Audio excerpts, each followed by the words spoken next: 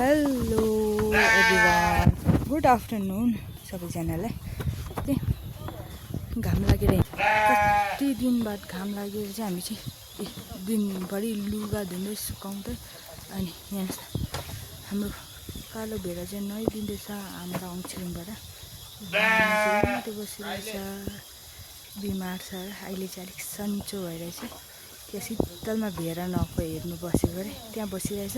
अनि म चाहिँ यहाँ हेर्नुहोस् न, यसको ड्युटी यो चाहिँ साह्रै कराउँछ। यिनै दुईजना चाहिँ यहाँ आज चाहिँ हेर्नुहोस् न, कति दिन बाद घाम लागेर चाहिँ